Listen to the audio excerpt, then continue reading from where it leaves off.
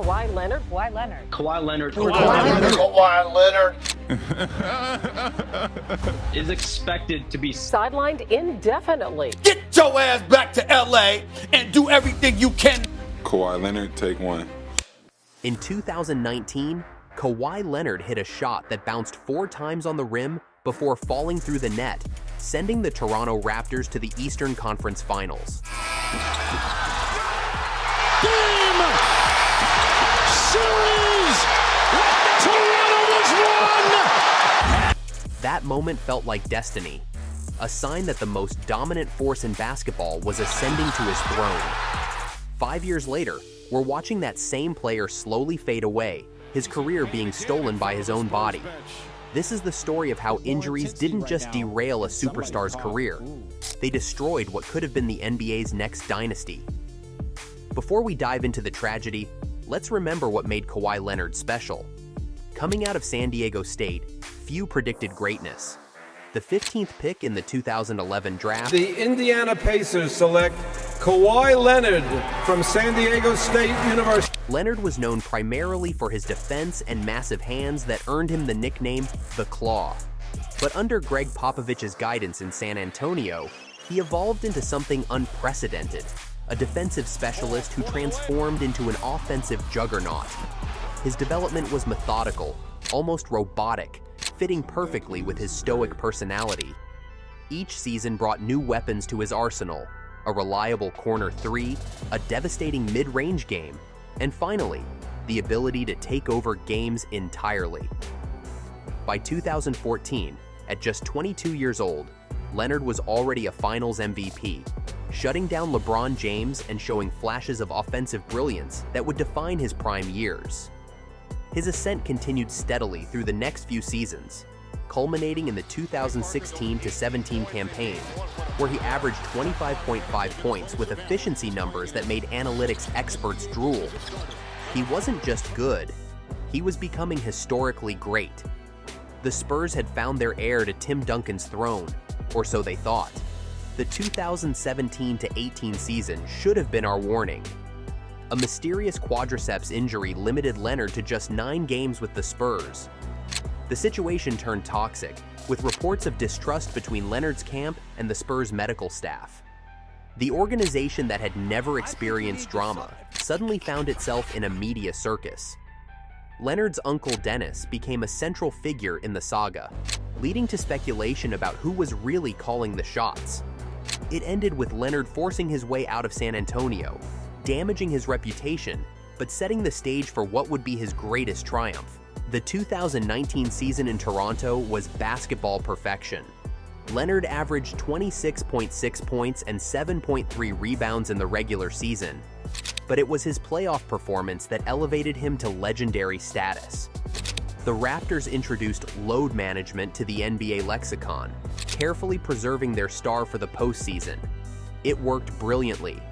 The 4-bounce shot against Philadelphia became an instant classic.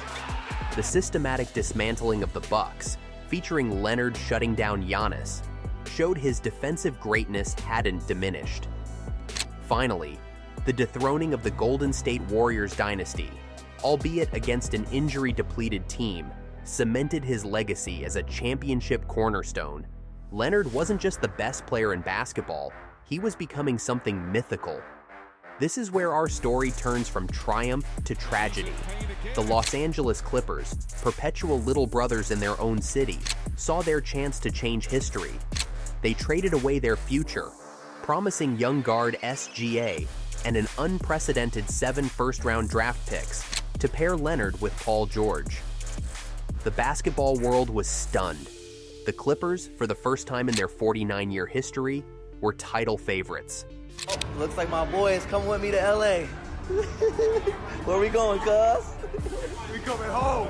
We coming home, cuz. Leonard was coming off a championship, in his prime at 28 and heading home to Los Angeles. What could possibly go wrong? The first signs of trouble emerged in the 2019-20 season. Load management became a constant topic of discussion, with Leonard sitting out back-to-backs and random games throughout the season. The NBA even fined the Clippers $50,000 for inconsistent statements about his health status. Still, he played 57 games, averaging 27.1 points and looking dominant when available. Then came the bubble. The Clippers built a 3-1 lead over Denver in the second round, but collapsed spectacularly. Leonard shot 6 of 22 in Game 7, his legs looking heavy in the fourth quarter. Warning signs were flashing, but the Clippers convinced themselves this was just a bump in the road, a product of the unusual bubble environment. Hope returned in 2020-21. Leonard was magnificent, averaging 24.8 points on career-best efficiency. The Clippers finally seemed to have figured out their chemistry issues, and coach Ty Lue was maximizing the roster's potential. They reached the Western Conference Finals for the first time ever, overcoming a 2-0 deficit against Utah in the process. Then, in Game 4 against Utah, Leonard landed awkwardly after a routine drive. A partial ACL tear. Season over. But worse, much worse, was coming. The 2021-22 season was the darkest chapter. Leonard missed all 82 games recovering from ACL surgery. The Clippers, still paying max salary to their invisible star, missed the playoffs entirely. Those draft picks sent to Oklahoma City started looking more valuable with each passing day. SGA, the young guard they'd traded away, was blossoming into an all-star caliber player. The dynasty that never was starting to crumble. The comeback season of 2022-2023 saw Leonard play 52 games. The glimpses of greatness returned. The mid-range jumper still pure, the hands still massive and disruptive on defense. But right knee soreness kept him out at crucial moments. The load management continued, but now it wasn't preservation for the playoffs, it was survival.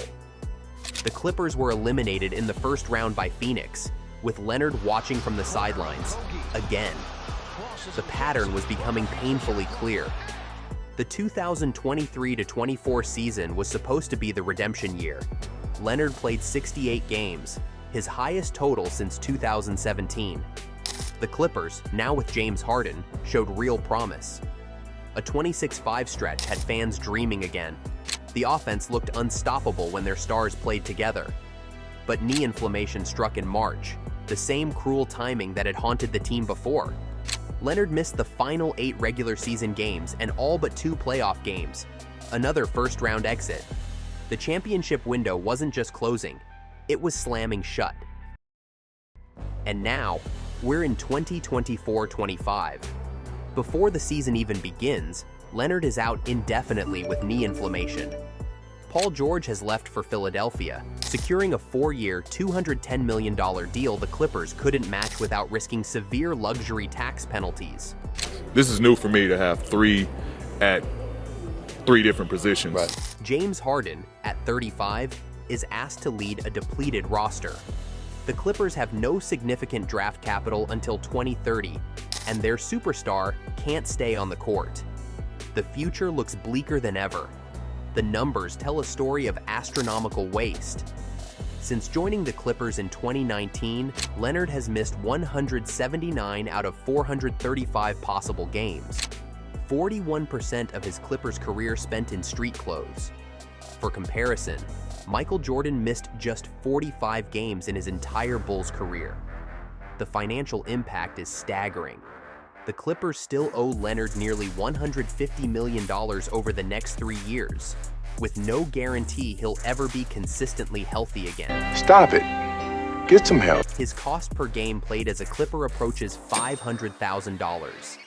The salary earned while injured exceeds $85 million. The luxury tax penalties paid during his tenure surpass $100 million. The value of draft picks traded is estimated at over $150 million in potential talent. The organizational impact goes beyond mere numbers. The Clippers' decisions have left them in basketball purgatory. They can't tank. Oklahoma City owns their draft picks. They can't trade for help. They have no assets. They can't sign major free agents. They're deep in the luxury tax. Their only hope is Leonard's health, which appears more fragile with each passing season. The ripple effects touch every aspect of the organization.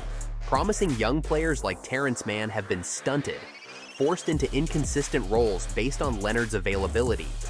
Ty Lue has had to create multiple game plans for every situation, with and without Leonard. The front office can't make long-term plans because of the uncertainty surrounding their star. After years of disappointment, even the most loyal fans are questioning the organization's decision-making. The impact extends beyond Los Angeles. Leonard's saga has changed how NBA teams approach superstar acquisitions. The Clippers' all-in move, trading 7 first-round picks for Paul George just to secure Leonard, now serves as a warning to front offices across the league. Teams are more cautious about medical histories, more hesitant to mortgage their futures for injury-prone stars. The new CBA rules, limiting team spending and making it harder to build super teams, were partially influenced by situations like the Clippers. When teams commit massive resources to stars who can't stay healthy, it doesn't just hurt that team, it impacts competitive balance across the league. This brings us to the most painful question. How will history remember Kawhi Leonard? His resume includes 2 NBA championships, 2 Finals MVPs, 6 All-Star selections, 5 All-NBA team selections, 7 All-Defensive team selections, and 2 Defensive Player of the Year awards. He's one of only 3 players in NBA history to win Finals MVP with 2 different teams. When healthy, he was arguably the most complete player of his generation, an elite scorer who could also shut down the opponent's best player. But careers aren't just about accolades.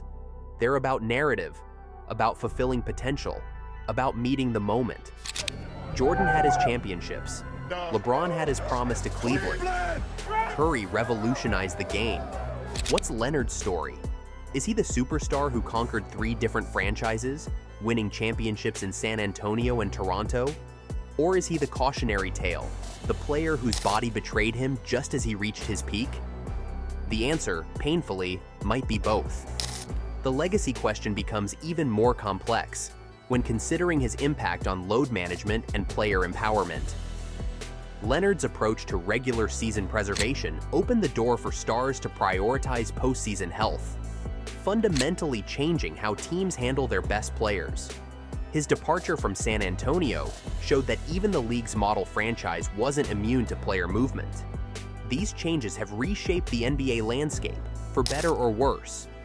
As Leonard begins another indefinite rehabilitation process, the question isn't just whether he'll return to form, it's whether we'll ever see him play consistently again.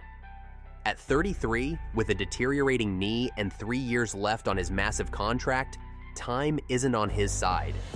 The Clippers' championship window isn't just closing, it might have already slammed shut. But perhaps the most haunting question is this. In an alternate universe, where Leonard's body didn't betray him, are we watching the Clippers dynasty collect their 3rd or 4th championship? Are we discussing Leonard alongside Jordan and LeBron? We'll never know, and that might be the greatest tragedy of all.